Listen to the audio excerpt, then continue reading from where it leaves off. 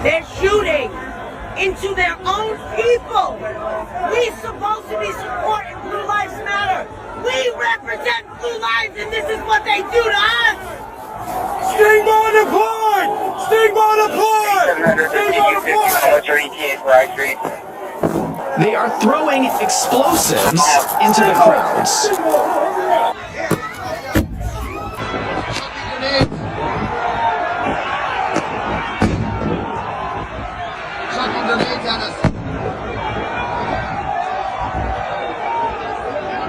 If they'd never thrown the concussion grenades, if they'd never used the pepper spray, this wouldn't have happened. It was a peaceful protest. I was standing within 15 feet of the line of officers. They started firing at us before anybody did anything to them. We were not rushing them. There was no advance on them. They just started throwing concussion grenades and pepper spray. Elderly woman who was pushed by cops down the stairs. Ashamed of you. I'm ashamed of you. I'm ashamed of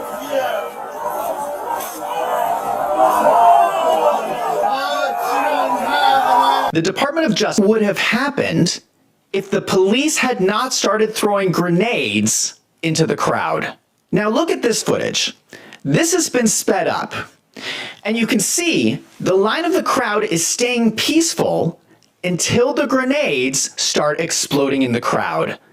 The only reason the crowd surges forward is to get away from the grenades. That's why they pushed forward. It's like the police is encouraging the crowd to move forward based on where they're targeting their weapons. If they wanted the crowd to move back, why didn't they fire their weapons in front of the crowd instead of into the middle of the crowd? Or is it possible that we've been told a lie by the January 6th committee? Then the videos start to get more disturbing. These are the protesters outside the building trying to get in. Just so you understand what you're seeing here, these are security doors. They are made of solid brass, magnetically sealed, and weigh 10 tons each. No protesters could get through these doors. What we are seeing from this video is that someone opened the magnetic locks from the inside. Who opened the doors? And how were any of these people trespassing when someone let them in? Then we get this video. This is a cop explaining that he is going to go undercover as Antifa in the crowd. When we go undercover as Antifa in the crowd, so can you put that back in? All right, thank you so much. Yeah, it feels better. You guys get sprayed. Here. It looks like they're distributing some kind of liquid in case they get sprayed by pepper spray. This video raises a lot of questions. First, it is clear confirmation that there were undercover cops in the crowd. This particular cop is pretending to be Antifa, and he's planning on doing something that will get him sprayed. Are the cops going undercover to commit violence? So on one hand, we have the protesters on camera saying their intention is peaceful, and on the other hand, we have the cops on camera saying their intention is violence. Not only that, the cops are preparing ahead of time to use violence against the protesters. We actually have video of this playing out. Here is a video of someone dressed as Antifa breaking windows at the Capitol. And then we see him stopped by a man wearing a MAGA hat.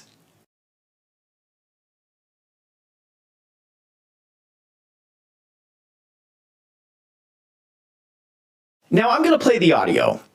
What you hear is the crowd shouting at the Antifa person to stop, and then cheering when the man in the MAGA hat stops him from committing violence.